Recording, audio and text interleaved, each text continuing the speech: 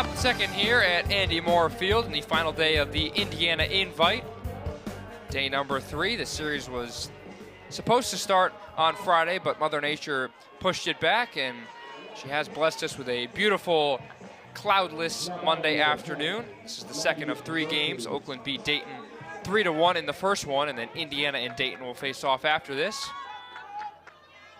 Sophie Kleinman back in the circle, facing Maggie Murphy, the first baseman, who takes a first pitch strike. The defense behind Kleinman looks like this. It's Taylor Minnick out in left field, Kinsey Mitchell in center, Cora Bassett in right, Alex Cooper, Brooke Benson, Allie Van Brandt, Sarah Stone third to first, with Avery Parker as the backstop.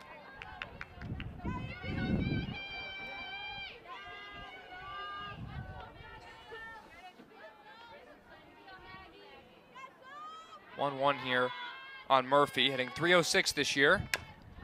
Chops one foul.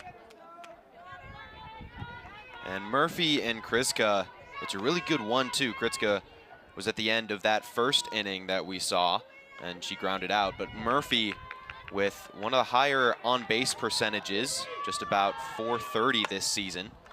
Hits one on the ground to third. Cooper the throw across. 1 out.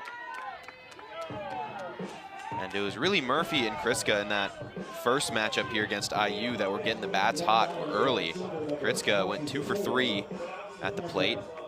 And then it was Murphy and Caraway were the only other 2 players to find a hit in that game. So if the same people can get going early, it could be good for them, but definitely need some more involvement from this batting order of the Golden Grizzlies if they want to make a move against this Hoosiers team. Now it's Cameron Troyer, the sophomore right fielder, hitting .235 this year. Hits one right back up the middle, snared by Kleinman. 2 outs. What reaction time from Kleinman? We've seen that a few times already this season. Just glove right up, catches that, and then pimps it right to first base. That was beautiful from Sophie Kleinman, and 1 out away from closing out the top of the second. Sarah Stone with a little bow down to Kleinman, who caught that very nonchalantly, as if she does it in her sleep. And now Taylor Caraway, the catcher, will bat. With 2 outs in the second, nobody on and no score. First pitch in there for a strike from Kleinman.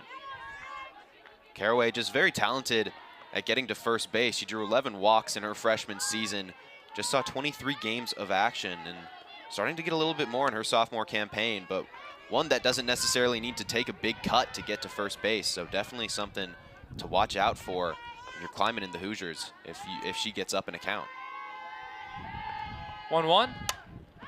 Fouled away. Caraway a bit tardy.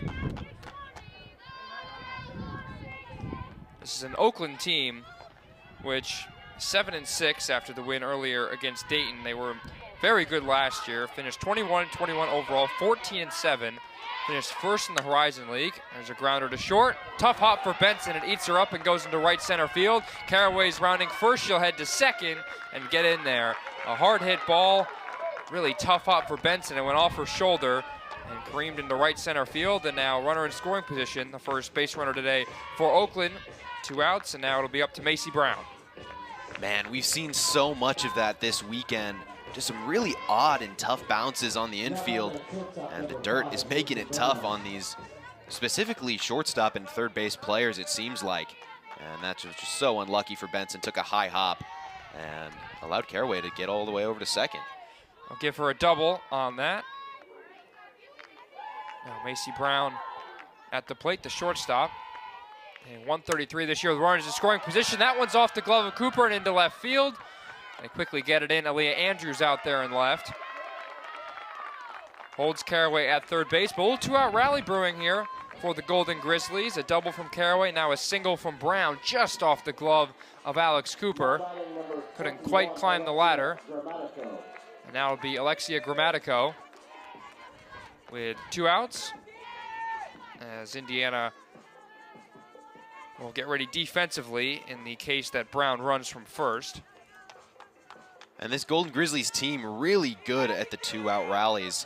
In their last game before entering this tournament against Coastal Carolina, they had a nice 2-out rally.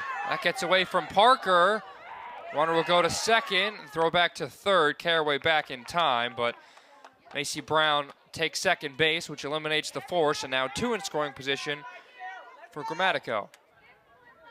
Very wild sequence there, but good job from the Hoosiers not letting the runner come home. But quickly, like I was saying, this Grizzlies team very good with a 2-out rally against Coastal Carolina, where they won 6-3. They had a nice 2-out rally top of the third to go up 3-2, and they didn't really look back for the rest of the night, didn't give up the lead for the rest of the contest. And so they can find a lot of momentum quickly and from seemingly out of nowhere, as it almost seems like it's happening here. Quickly, Chanda Bell out to talk with Kleiman, pitching coach in her 7th year with Indiana. Came over with Shonda Stanton. Those two have done a phenomenal job here in Bloomington. Obviously, the Hoosiers last year, 44 wins, a remarkable 50th season, as the 0-1 misses low. So a wild pitch allowed Brown to get to second after she singled. This has all come with 2 outs. The 1-1 misses low. Now it's 2-1. Grammatico on base percentage of exactly 300. Only had 9 at-bats, but a really big one here. Has the ability to bring in 2 and be the first on the scoreboard. 2-1. Swing and a miss. Grammatico late on that pitch. Kleiman can really blow it by you, as you mentioned earlier, Graham. Going back to what I said about Oakland, they were the top team in the Horizon League last year, 14-7 in conference play. They lost in the conference championship to Northern Kentucky. 2-2. Just upstairs, a little bit above the letters. That was a great pitch. It was just that high inside one that often jams players up and just forces a swing, but good patience from Grammatico and not giving her what she wanted. Stays alive on the full count pitch. We'll see another one.